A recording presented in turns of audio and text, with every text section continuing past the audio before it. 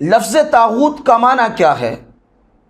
لفظ طاغوت عربی زبان کا ایک لفظ ہے جس کا معنی ہے سرکش، سرغنا اور شیطان یعنی ابلیس کے معنی میں قرآن پاک میں اس کو ذکر کیا گیا۔ تقریباً یہ 8 مقام پہ لفظ آیا ہے قرآن کے اندر۔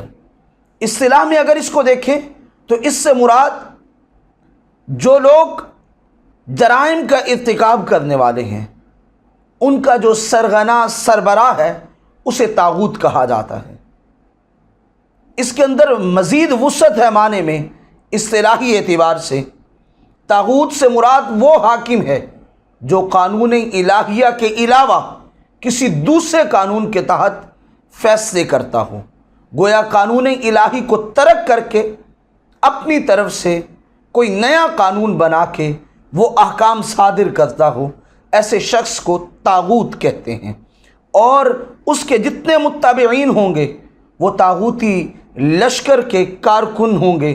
تو گویا یہ ایسا لشکر ہے جو قانون الہی کی مخالفت کرنے والا، اپنی طرف سے نیا قانون پیش کرنے والا، اس کو طاغوت کہا جاتا ہے۔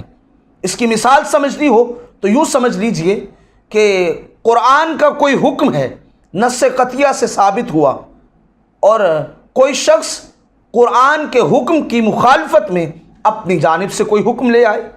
مثلا اللہ کا حکم ہے کہ اس کائنات کا مالک میں ہوں، میرے سوا کوئی مالک نہیں ہے، اور یہاں پہ نظام بھی میرے حکم کے مطابق چلے گا۔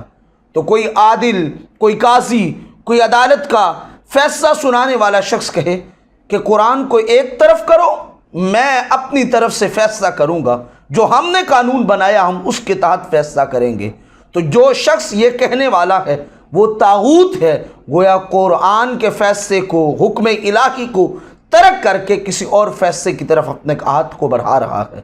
قرآن میں ذکر ہے یریدون ان یتحاکموا الی الطاغوت وقد امروا ان یکفروا بہ، یہ لوگ کیا اللہ کے علاوہ طاغوت کے پاس جا کے اپنے فیصلے کروانے چاہتے ہیں، حالانکہ انہیں تو حکم دیا گیا ہے کہ اس کا انکار کرنے والے بن جائیں۔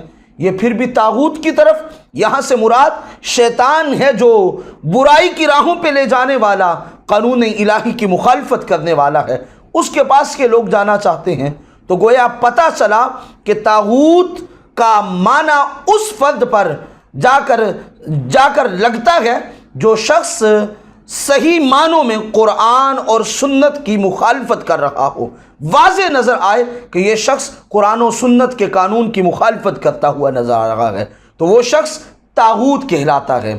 اب دیکھیں کہ بسا اوقات لوگ اس کیفیت میں آ جاتے ہیں کہ ان کے سامنے قرآن کا حکم رکھا جائے تو وہ کہتے ہیں اس کو ترک کرو، جو ہمارا قانون ہے اس کا فیصلہ کرو۔ گویا یہ قرآن کے فیصلے کو ترک کرنا، رب کے فیصلے کو ترک کرنا، یہ واضح دلیل ہے کہ یہ طاغوت کے متبعین ہیں۔ لہٰذا ایسے افراد کثرت سے وہی پائے جاتے ہیں جو قانون الہی کو نہ ماننے والے ہیں۔ اور یہاں پہ ایک بات بڑی قابل توجہ ہے، بسا اوقات بعض لوگ ایسے سوالات کرتے ہیں جن سوالات کا مقصود یہ ہوتا ہے کہ قرآن کے فیصلے کو ترک کیا جائے۔ مثلا قرآن کا حکم ہے مرد کو اللہ نے حاکم بنایا ہے، عورتیں محکوم ہیں، اس کے حکم کی تابع داری میں ہیں۔ اب کوئی شخص کہے کہ نہیں، عورت کو حاکم بنایا جائے مرد پر اور مرد کو محکوم بنا لیا جائے، تو گویا قرآن کے حکم کی، نص قطعیہ کی مخالفت کی جا رہی ہے اور اپنی طرف سے ایک نیا قانون لاگو کرنے کی کوشش کی جا رہی ہے۔ جب نیا قانون کوئی لاگو اپنی طرف سے کرے گا، قانون الہی کی مخالفت کرے گا، تو وہ طاغوت ہوگا اور طاغوتی لشکر کا سرغنہ ہوگا۔ ایسے لوگوں پہ لفظ طاغوت کا اطلاق ہوتا ہے اور یہی لوگ اس کے مصداق بنتے ہیں۔